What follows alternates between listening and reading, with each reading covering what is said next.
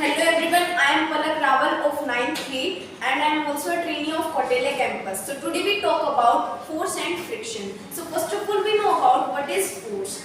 A push or pull on an object that is known as force. There is an example of force like this is a football and footballer kicked it. It means he pushed it and the goalkeeper pulled the ball. That is the example of force. Then come to the force due to an interaction. Force due to the force that at least two objects come into the interaction, then our work is done. Like there is a car and the person who is standing here, suppose if he can't touch the car, then it can't move. That is due to the force in the interaction. The two objects at least come in the interaction, that is known as the force due to an interaction. Then come to the exploring force. In the exploring force, the force is in same direction or in opposite direction. See in the first figure, there was a box. Two persons pushed it in the same direction. It can add the more steps. In the B figure, the force is applied in the opposite direction. That means it can subtract and the work is not done here. Then, what makes force? What makes force? Firstly, we move our body from the rest. Then, the object changes its direction, change its shape and size.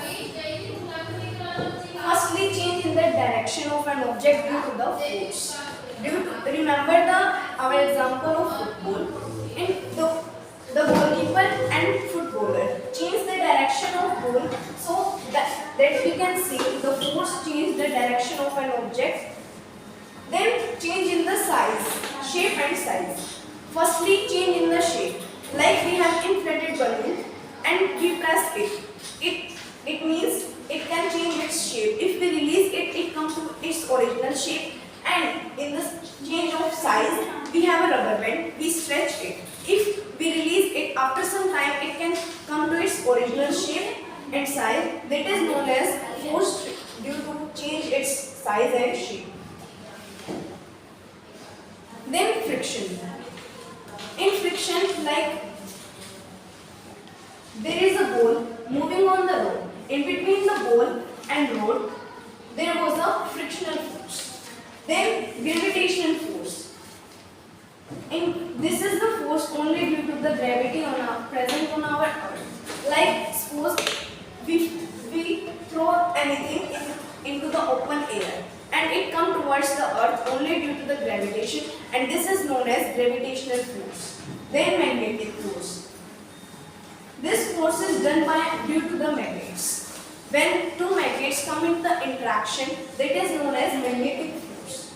Then last one is frictional force. Like we remember, there is a ball moving on the ground. In between the ball and the road, there is a distance. There was present a friction. Like a man moving on the road and he slipped on the banana tree.